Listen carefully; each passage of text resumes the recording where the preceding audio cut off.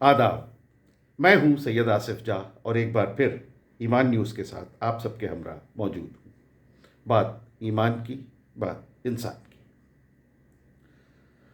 America के सदर Donald Trump,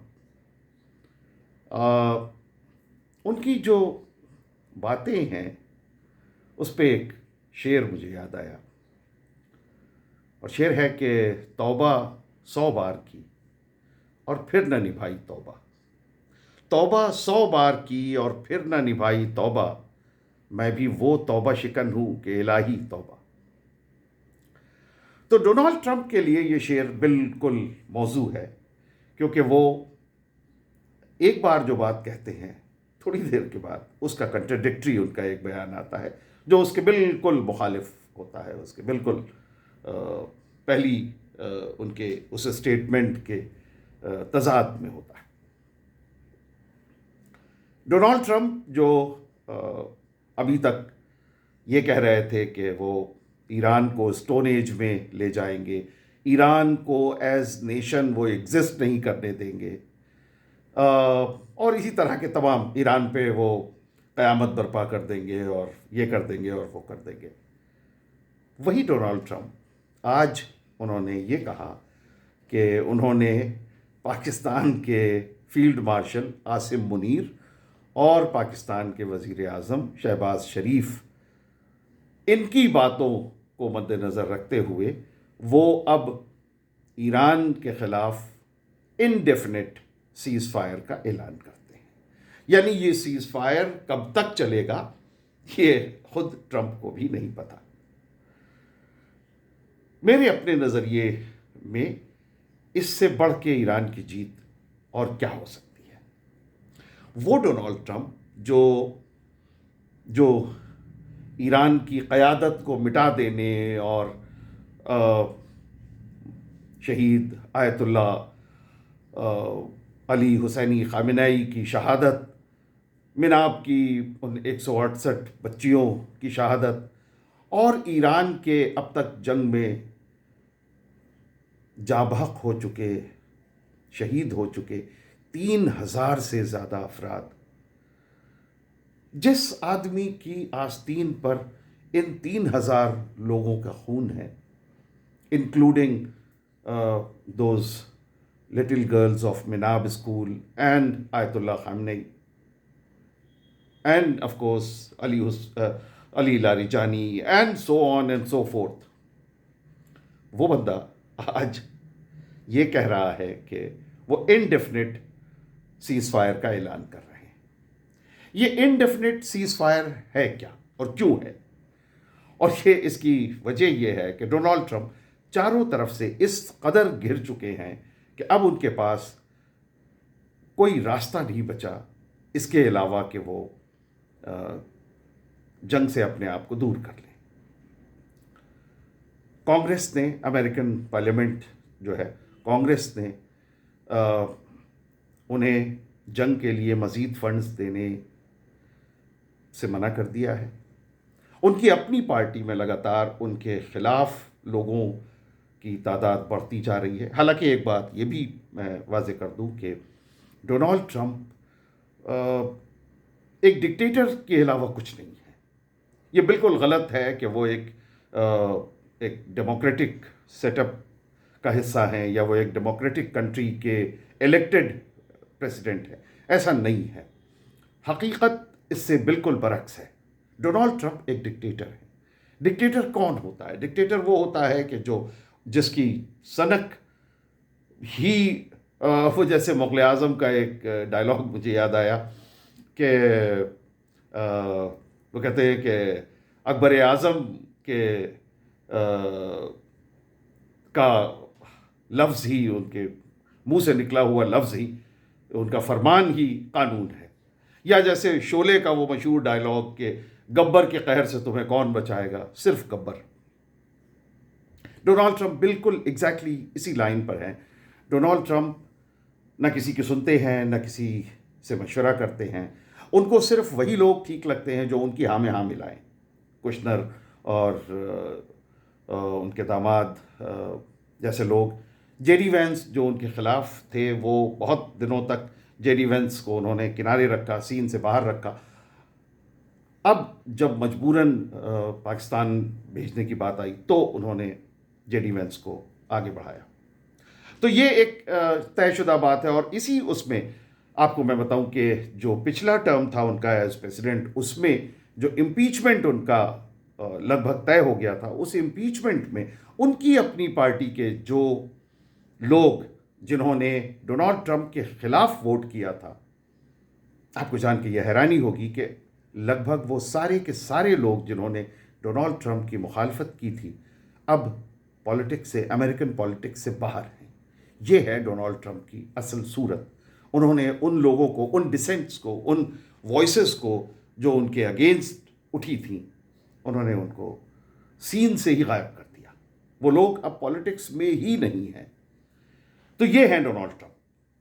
وہ ڈونالڈ ٹرمپ جو اس قدر خود سری پر آمادہ ہو، جو اس قدر اپنے آپ میں فل آف ہمسیلف ہو، وہ آدمی آج اگر میں تو اسے کہوں گا تھوک کے چاٹنا، یہ اگر اس لیول پر آ گیا تو اس سے بڑھ کے ایران کی فتح اور کیا ہوگی.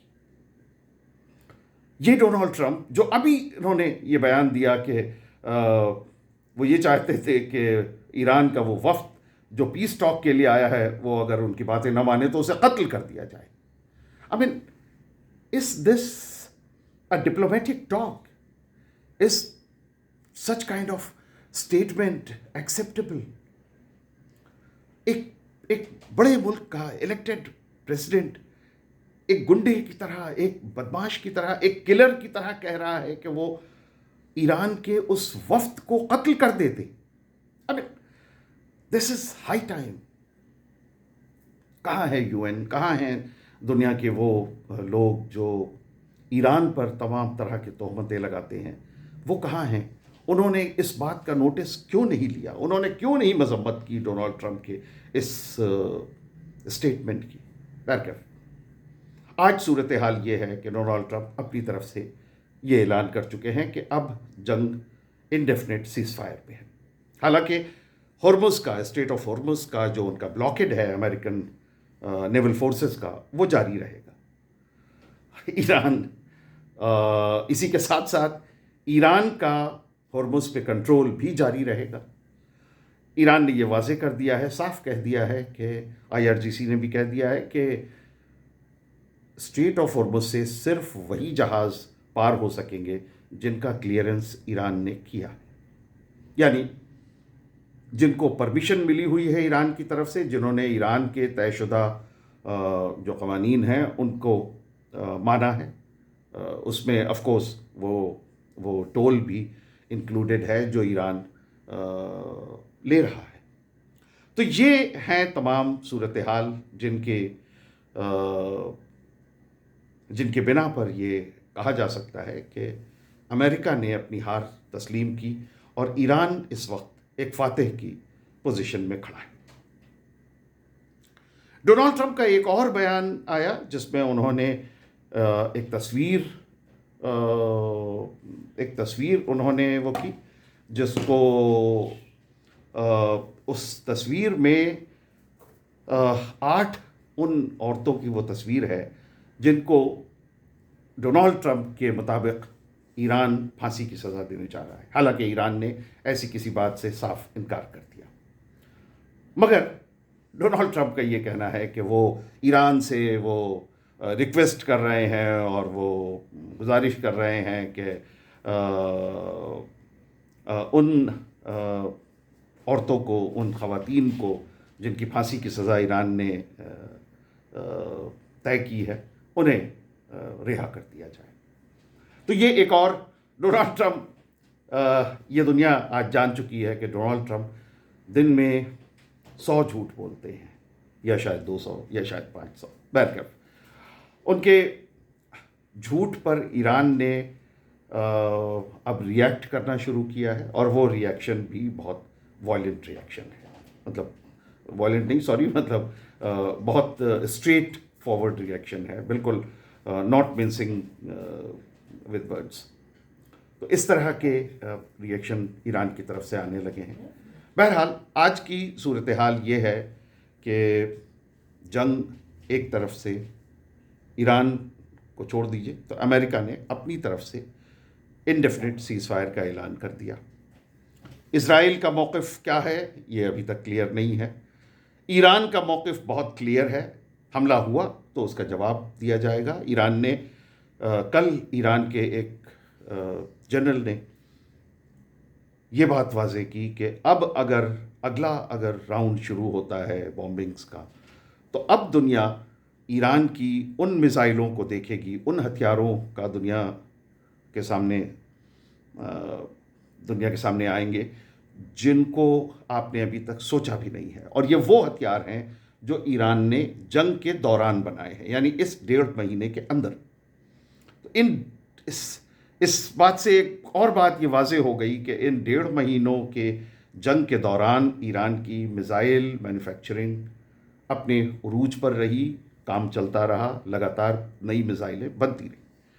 اور اب ایران تیار ہے ان نئی میزائلوں کو اپنے دشمنوں پر ٹیسٹ فائر کرنے کے لیے، ان کو منہ توڑ جواب دینے کے لیے. تو یہ ہے آج کی تازہ صورتحال. اور آج کے ویڈیو میں اتنا ہی. ہم ایران اور اس جنگ کے متعلق جو نئے ڈیولپمنٹس ہیں ان کو لے کر آپ کے بیچ حاضر ہوتے رہیں گے. فی الحال اس ویڈیو کو میں یہیں ختم کرتا ہوں. ایمان نیوز کے ساتھ اپنے محبتوں کا سلسلہ بدستور جاری رکھیے. ہمارے چینل کو سبسکرائب کیجیے، بیل بٹن ضرور دبائیے تاکہ ہمارے نوٹیفیکیشنز آپ کو ملیں. اور ہمارے ویڈیوز کو لائک کیجیے، شیئر کیجیے، فارورڈ کیجیے، اور اپنی باتیں، اپنے خیالات، اپنے تاثرات کمنٹس کے ذریعے ہم تک پہنچائیے. بہت بہت شکریہ. خدا حافظ.